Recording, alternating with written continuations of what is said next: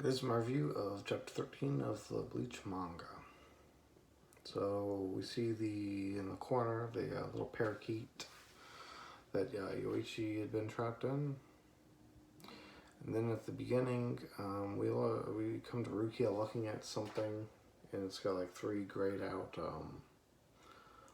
lights, and then one that's slightly brighter. She makes a comment about it, and then she starts messing with her Gigai and complains about her left side being weak. And then we get a really fantastic cover page of Ichigo, all of his friends on the couch. Rukia's there as well.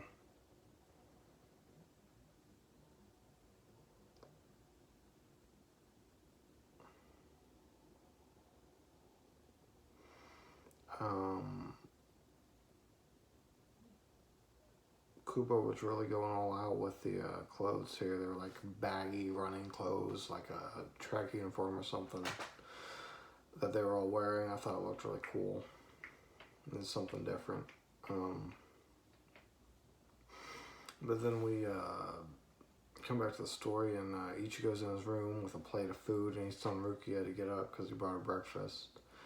And she's like not responding, so he opens the closet and sees that she's not in the closet, and so he starts kind of looking for her.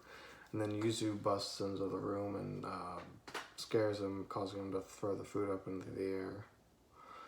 And then we cut to, we see in like the last panel of the page, someone's playing baseball. They're like narrating what they're doing, and then we're introduced to Jinta and Ururu. And they're both supposed to be cleaning. Ururu is sweeping the ground, I think. Now that I think about it, I think she's sweeping the ground instead of like the entrance area. And then Jinto is just messing around, pretending he's playing baseball with his broom.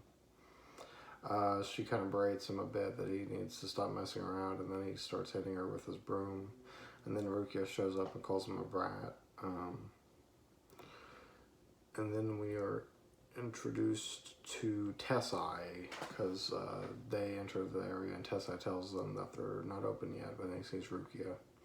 He welcomes her and says that he'll get his manager up. And then the manager walks in and says he's already awake. Rukia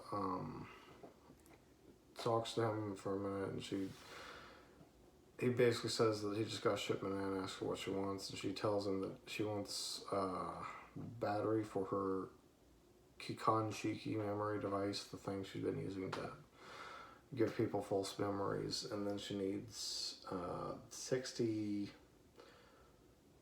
Soma spirit pills or something like that, and from my understanding, that's to help strengthen her Gigai, or like help her bond with her Gigai or something. The manager warns her that if she stays in the Gigai too much longer, she's going to start fusing with it, and it's going to be really hard for her to come out of it. And she says she knows, but her powers are returning, and also she says that the body's like starting to really lag and not move as well as she needs it to. And that's why she needs the stuff. He says he'll give her a discount, and she starts kind of showing him all of the hollows that they've killed so far, her and Ichigo. And these count toward like money, I guess.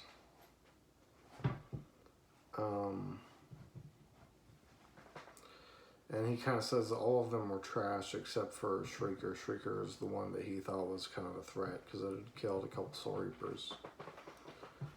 So he gives them money for that, and then Ruki asks him if her particular order had arrived, and he says yes, it has. So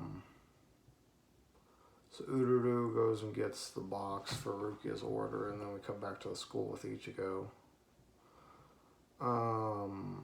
We see that Keigo is messing with the parakeet, and he's asking it to use his name.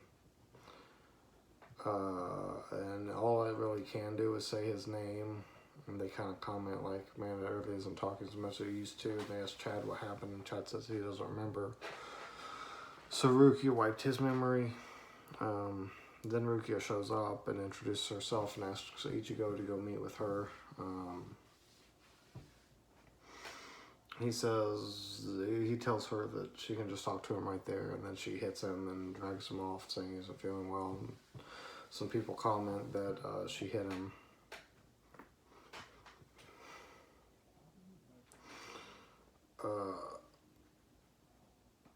She shows him what she got. It's called a Gikongen. They're called the thing says soul candy, and it's essentially this pill that Ichigo can eat, and it has a soul, substitute soul in it, and it'll put that soul into his body and kick his body out so he can perform his duties as a Shinigami.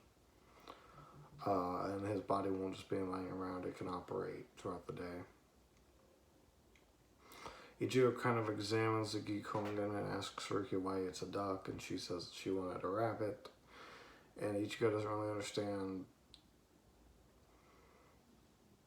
why Rukia cared about the rabbit and stuff, and he doesn't understand how the thing's supposed to work and stuff, so she gets angry and just tells him to eat one so he can see. He does eat it, and then it pushes his body out of it, or his soul out of his body.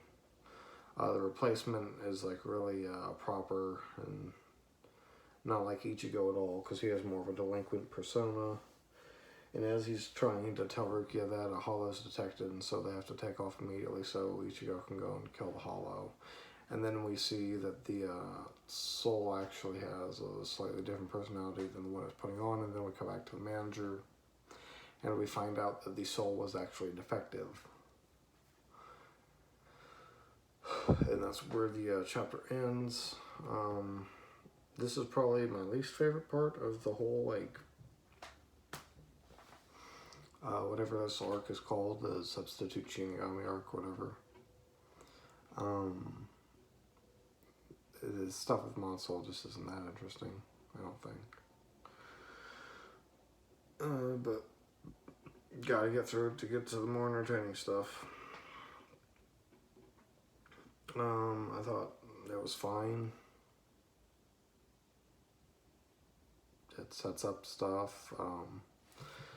These particular plot points become really relevant for anime filler way later. I don't think that they have anything to do with the manga ever again, but the anime gets a lot of mileage out of this stuff, so that's really all I have to say about it.